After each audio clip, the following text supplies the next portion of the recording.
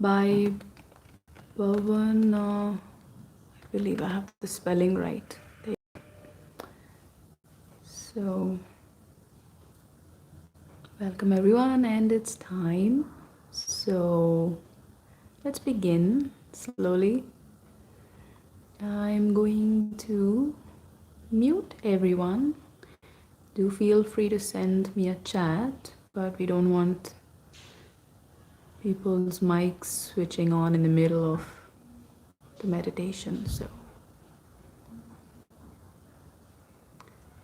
there we go. Just show me a thumbs up if you can hear me all right. Okay, great. Okay. So, thank you everyone for joining me. And like Deepika asked, very relevant question. What is intergenerational trauma and why do we need to heal it? See, we have all this pain and patterns of compulsive behavior passed on through generations. So much of it we have even considered normal. I talk to people and anger outbursts, losing your mind and saying stuff you don't mean and hurtful stuff is just normal. You just put up with it and you move on because there's nothing wrong with that. There's so much we have normalized that's not actually okay. So if you look at this, most people are quite pure at heart, and a lot of these people actually feel that I shouldn't have behaved like that. So there's a whole lot of things we do, there's a whole lot of things we say, automatic responses, compulsive behaviors that defy logic, things that we are fully aware that we shouldn't do, and things that we don't want to be doing so many times, but we do it anyway. And these are issues that have deeper roots in our psyche. And one of the places we need to look for is the ancestry, one of the core places, because that's really where it comes from. And if we were to take a slightly scientific perspective, there are many studies, more and more studies nowadays are showing that humans and animals, if a parent has experienced trauma, the children inherit this on an epigenetic level, on a chemical level. But most of us, we don't need science to validate this for us. So many of these aspects, just common sense, We have seen ourselves already repeating patterns and sometimes recreating the damage that our parents did to us with our children, even though we really don't want to. What do you think is happening here? Trauma changes a person. It changes the way they trust, the way they love. So it's not just chemically and genetically, but even emotionally. So unless we heal the original wounds, we will obviously pass on this pain to our children. But here I want to take a little pause because a lot of healing work is centered around pain and wounds, but are we really passing on wounds? Stop a moment and think about it. Why would nature, which is focused on survival of the fittest, which saves the best genes for the next generation, create a system where it carries pain and trauma and debilitating behaviors from one generation to the next? Doesn't really make sense, right? So the real focus actually is not the pain, but protection. This system is very valid out in the wild because if one person eats, say, poison ivy, for instance, you want the next generation and the next to remember that this is a dangerous plant We want a natural feeling of anxiety when we even look at the plant, when we smell the plant. This is a really helpful signal. But in the civilized society, this works against us. If our system, for instance, carries the wound of gender oppression and has been programmed to be subservient to men for our safety, if our history of being colonized or tortured or enslaved has genetically taught us subservience to a specific race, many of us even think of our own people as regressive and barbaric as a result of all of these years of programming. And this is hurting us because increasingly we are living in an equal world. And it is actually a lot more safe to be ourselves now. So, the point I'm really making here is to let go of the idea that we're carrying pain. Nilima, thank you. I forgot to record it. Let me resume. Recording in progress. Yeah. Yeah, the point I'm making over here is to let go of the idea that we're carrying the pain. We're not really carrying any pain. We're carrying a fear of the pain because deep down we feel that this fear is needed to protect us. Do we really need to continue to carry that fear? No. Can we open up our hearts, our bodies, our energy fields to release that fear and rest in the knowledge of our safety? Yes. Are we willing to learn what we need to learn in order to stand up for ourselves, to sort of assert our space and safeguard it better? Yes. And in this scenario, we can be more open to letting those fears go and releasing those memories as a safety mechanism. How do we know what we're carrying from our ancestry? There are many indications in our regular life if we just look. If we belong to a community or a gender that has been suppressed, destroyed, colonized, then we need to take into account our relationship with our own community, because we tend to look down at ourselves as weak, regressive, barbaric, because that's what we've been told. And this may indeed be the case sometimes, because prolonged trauma often does that to people. But do we approach what we see with compassion and understanding, or do we approach it with disgust and rejection? That's the question. I'm talking about this on a collective level, but we also carry trauma on a personal level. And to explore this on a personal level, I'd like to take you through a few questions that you can ask yourself. So if you would get comfortable and let your eyes gently close, let your spine be somewhat straight but not stiff.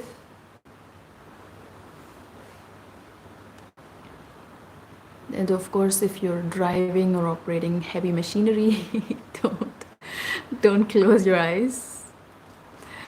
So, all right.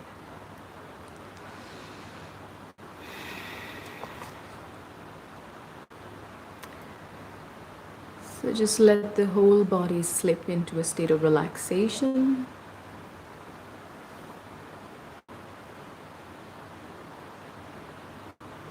You know what deep relaxation feels like, just like you know what deep sleep feels like. You aren't there to experience deep sleep, and yet when you wake up, you know that you slept deeply, right? Relaxation is like that. Just letting go so deeply that you're even letting go of the effort it takes to relax. Even that is just too much work. And just drifting deeper and deeper that way, every single muscle of your body just resting in stillness.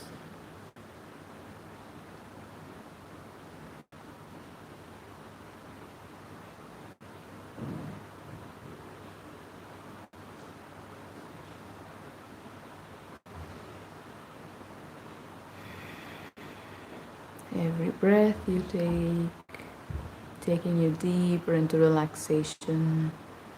Maybe you want to imagine a favorite place,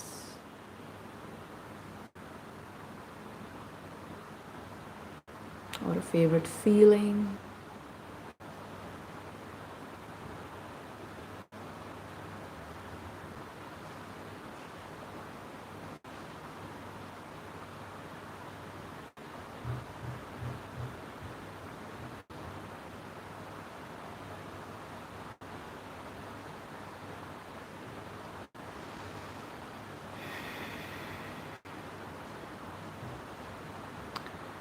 So, if you would like to explore the manifestation of ancestral patterns in your life, I invite you to ask the following questions to yourself.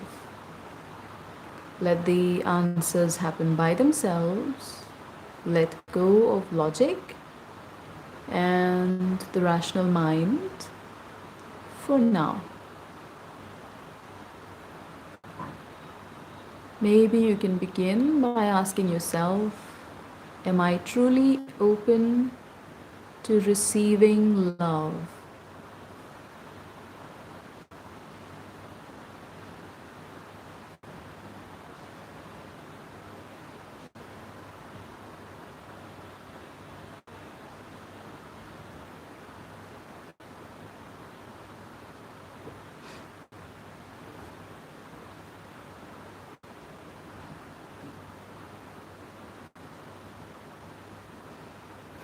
Am I truly comfortable with expressing love?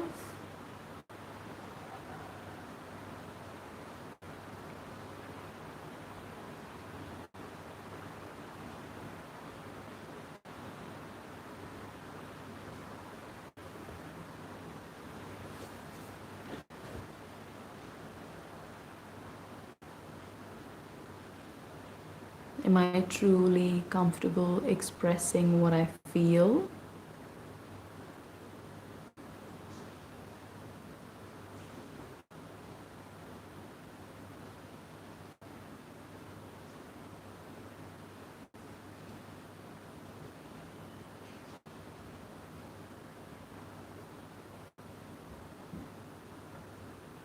Am I truly comfortable listening with all my attention?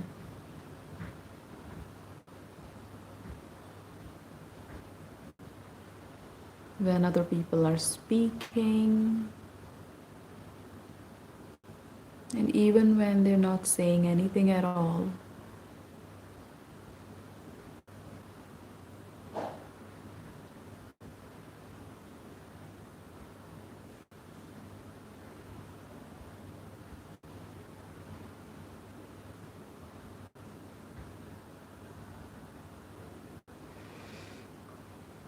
Do I feel the need for blame, shame, and guilt when things go wrong?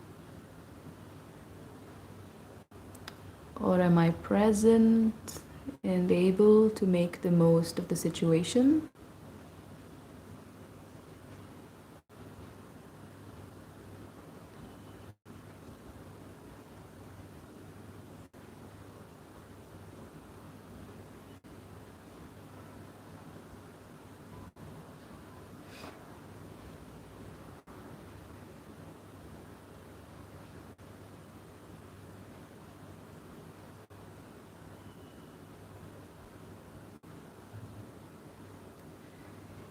Am I truly comfortable with taking charge and being in authority? Can I do this with total integrity?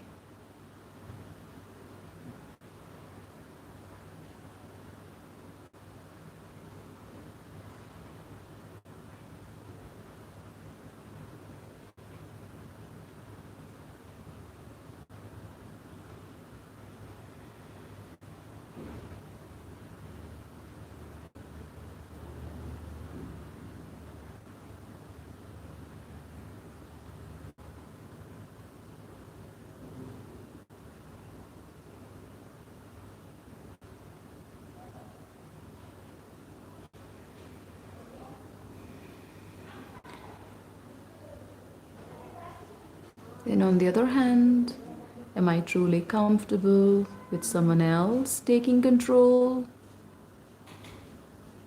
Am I afraid or rebellious in the face of authority?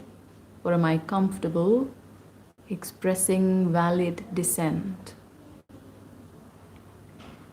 and being able to follow through instructions that make sense?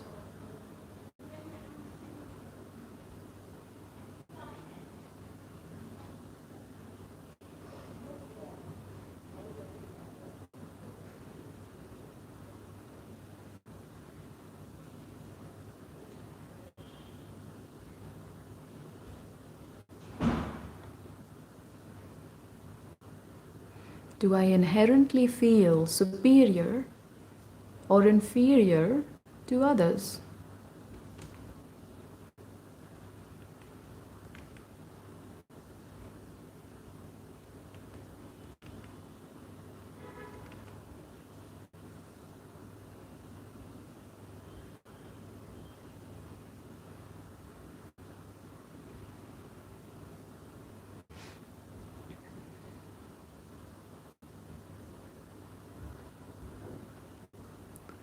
In terms of the collective, do I feel superior or inferior in relation to maybe uneducated people or with foreigners or those who don't speak fluent English or don't speak local languages fluently? Do I feel superior? Do I feel inferior to men, women, gay, bisexual?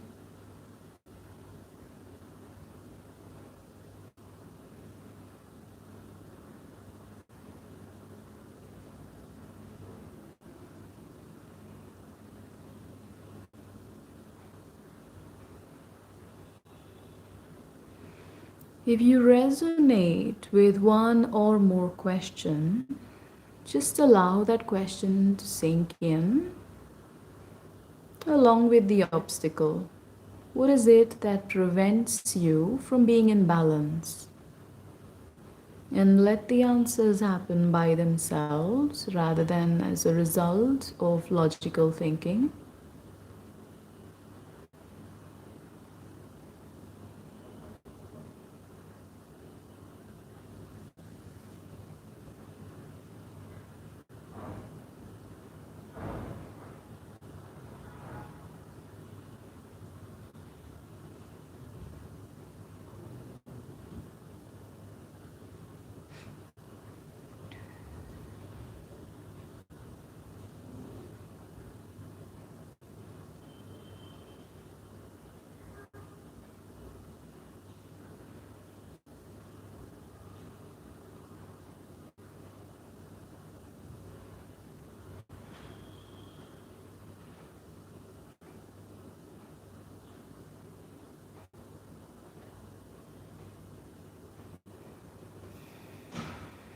Now, before we proceed into this more deeply, there are two questions we need to ask of ourselves.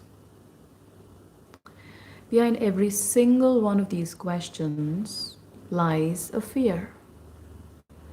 If you're afraid of receiving love, for instance, there is a fear preventing you from being open.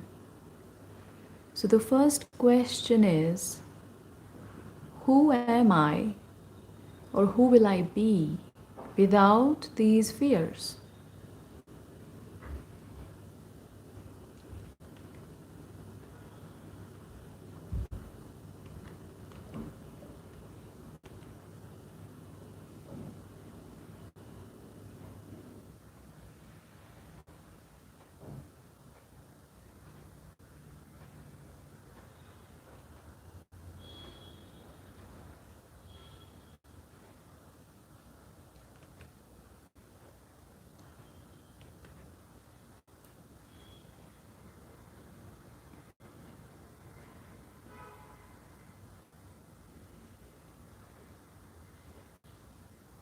And the second question is, how is this fear protecting me?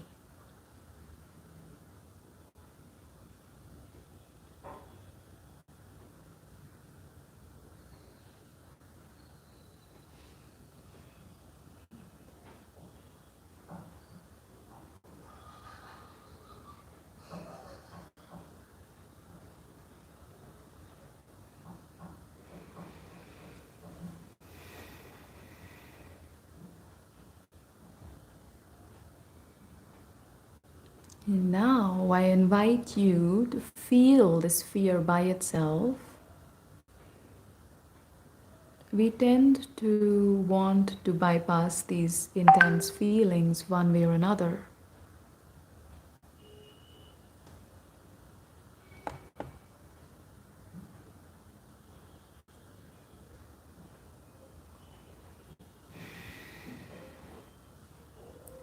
But this time, I ask you to jump into it head on. Bring it in, let it fill up every cell of your body.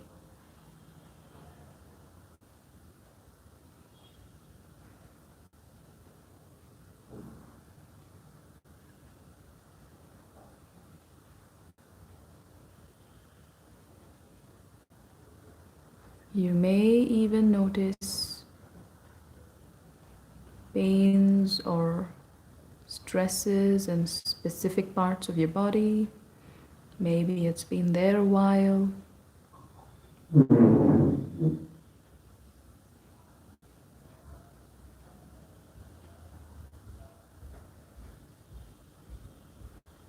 And now ask yourself, where is this fear really coming from? Where did it begin? And trust whatever comes up, whether it's your own memory or the memory of an ancestor or something from the collective, just surrender.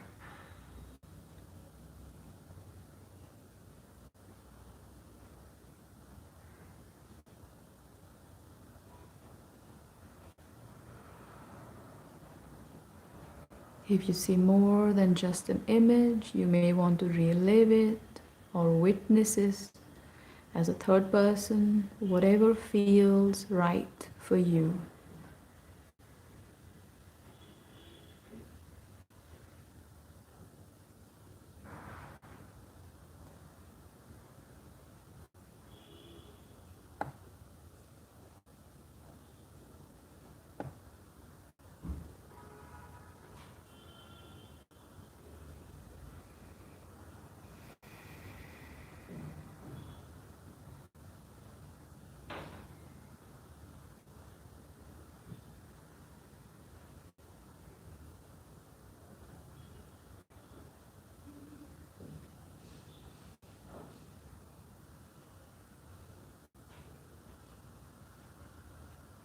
What is the feeling that affected them or you through this incident?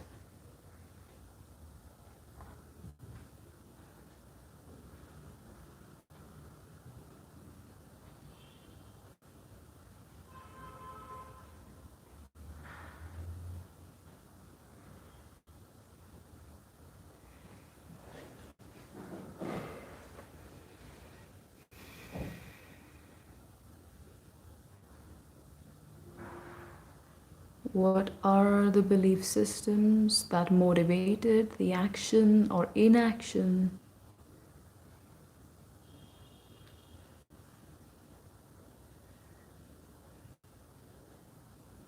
And what belief system was formed as a result of this experience?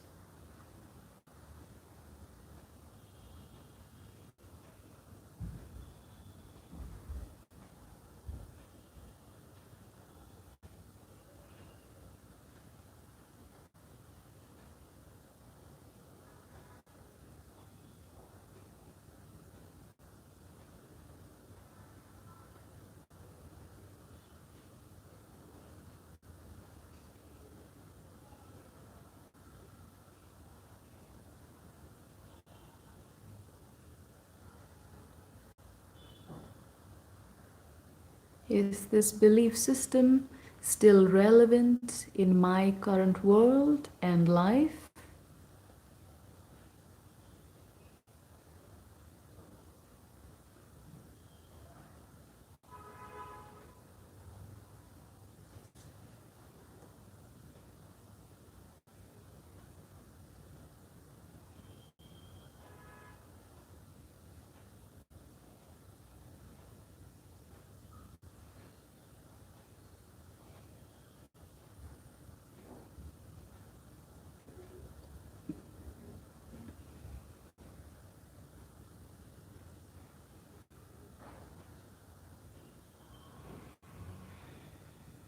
If there is any shame, is this shame or guilt that you genuinely feel, or is it shame that has been projected onto you?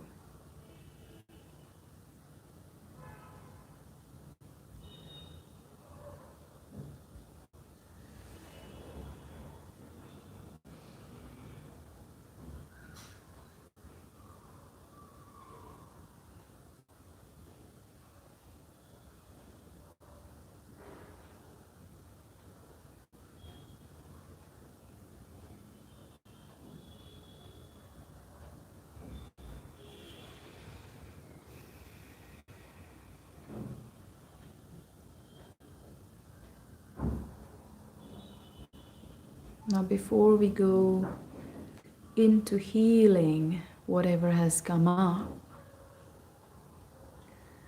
I'd like us to bring our attention to what holds us back from change. Any kind of fear, any trauma. When we experience this, we want to form some sort of protective space where we can control the variables. But sooner or later, these walls we create, they become hindrances to living a more expansive, more brilliant life.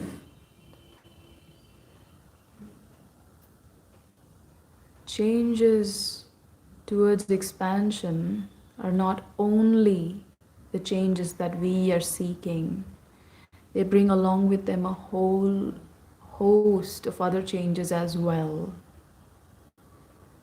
And it is the fear of those changes that stops us from becoming that best, most expanded, most brilliant version of ourselves. And for this, maybe you can remember the times that you've been afraid of greater expansion, of greater responsibilities,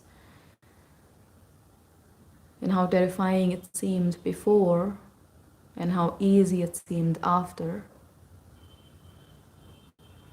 And just settle into that knowledge, that memory, that change is usually good. And especially changes towards transformation, changes towards being more grounded in our own reality, changes towards being more present are always more productive. So if we can just open our hearts to welcoming changes in our life, in our own personalities and our bodies, we're ready to go much deeper.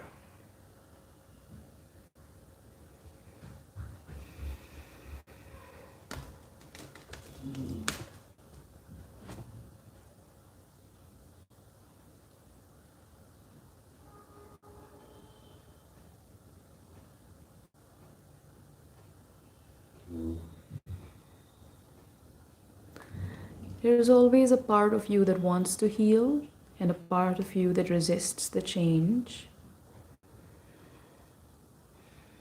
And now I'm talking to that part of you that wants this change. So it doesn't matter if you're paying attention or not. It's completely fine if your conscious mind drifts away, because I am not talking to the conscious mind anymore.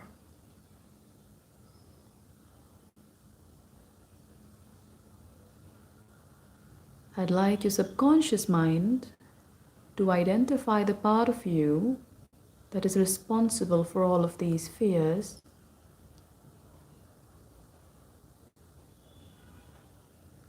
And who knows, you may even get a clear sign sometimes when this happens, when this part has been identified, maybe a twitching of the eyelids, a shaking of the head, or a twitching in some other part of your body. It could be anything. Or maybe it is just going deeper into relaxation.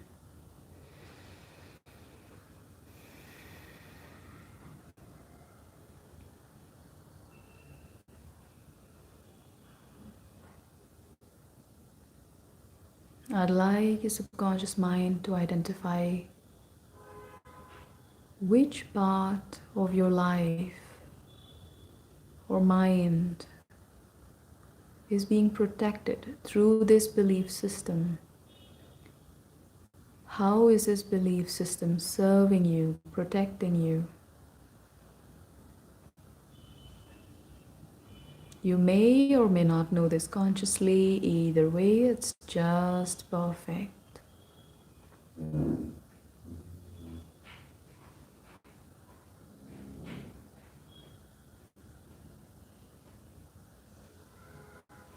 And now I'd like your subconscious mind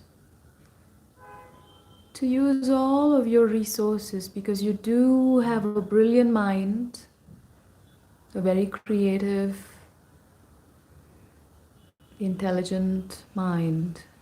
And I'd like your subconscious mind to use all of your creative resources to find better ways to implement this exact same intention, more productive ways that can enhance your life and relationships.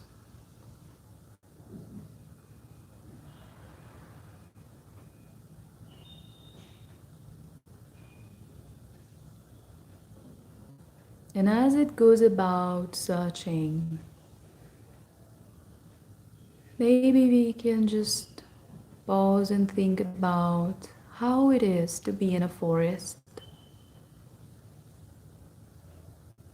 When we walk in a forest and look at these little mosses or grasses on our path,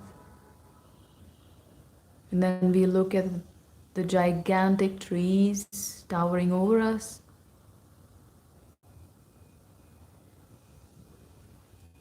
we can admire the grass for what it is and the trees for what they are.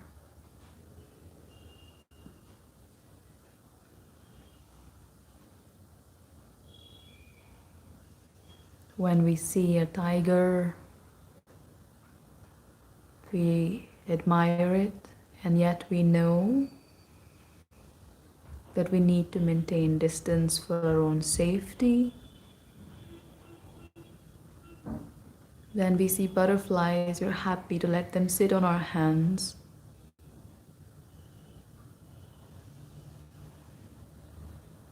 Maybe reach out to deer and pet them, or rabbits.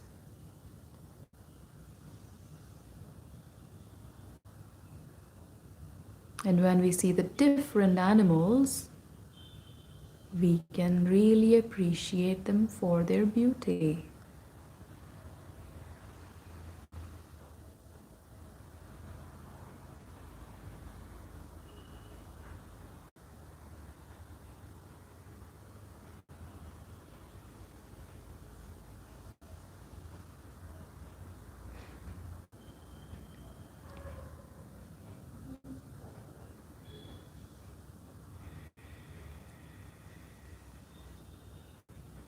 Can we allow ourselves to bring that approach to life?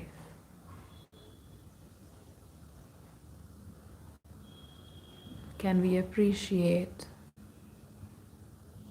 people for exactly what they are and see their beauty?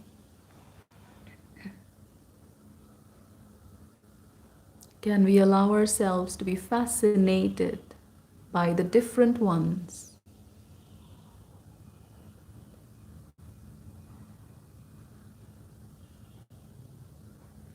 Can we allow ourselves to be aware of the elements and the people that are not safe for us without judging them and labeling them?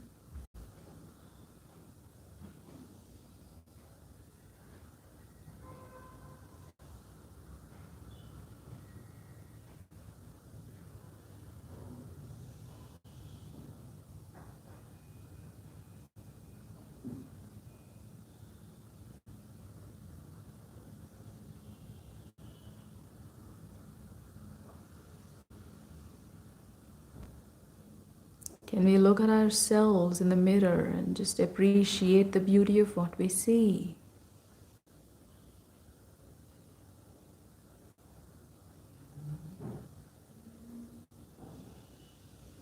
The physical body, the person, the mistakes, the lessons, the wisdom.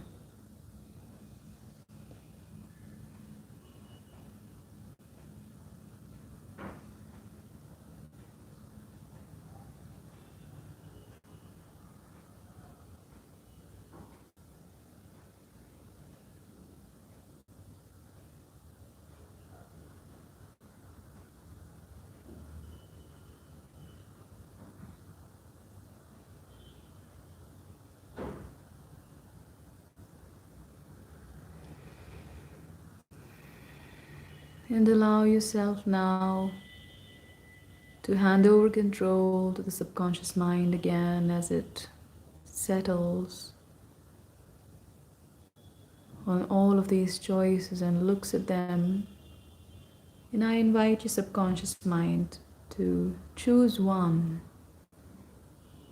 Choose one to replace this old behavior.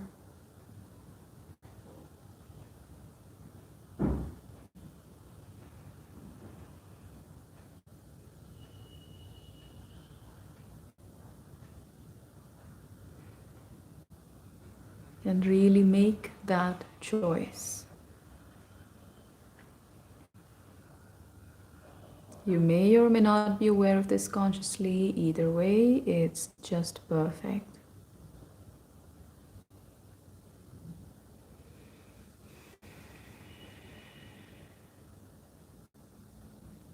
And just allow your body to make all of the changes required to integrate this on every level of your being, physically, mentally,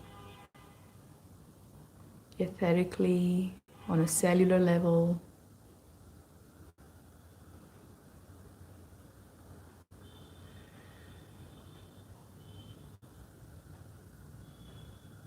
Allowing yourself to be deeply, powerfully grounded back into your physical body, really feeling it like a temple. You are safe here.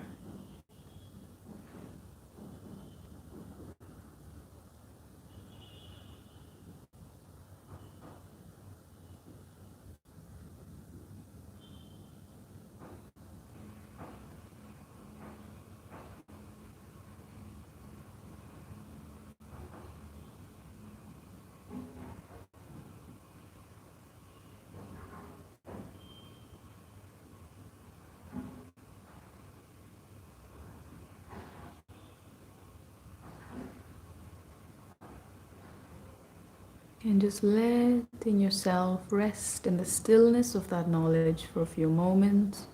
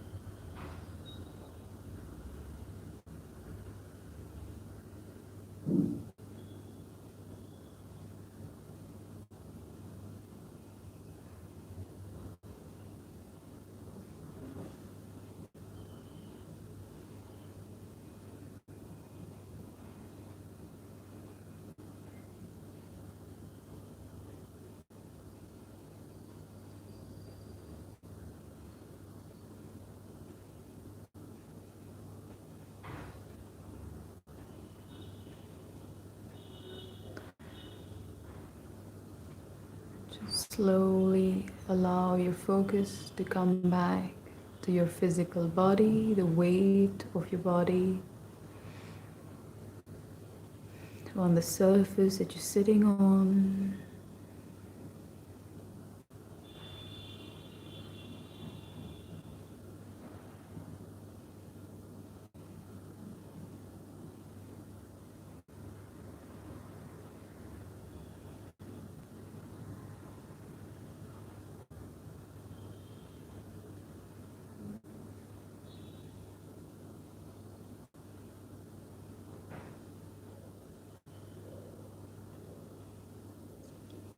Allowing your focus to shift to your breath, the breath in the belly, in and out.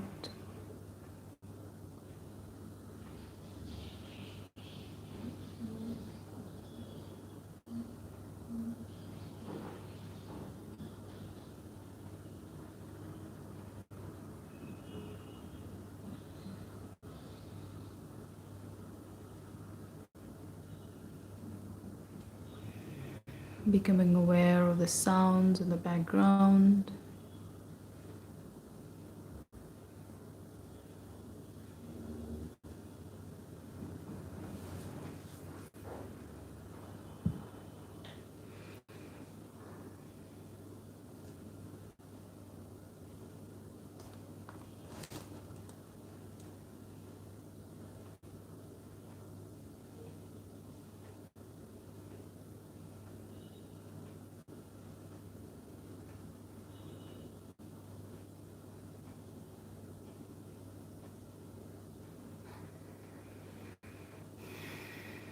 And when you're ready, slowly, slowly open your eyes. Take your time.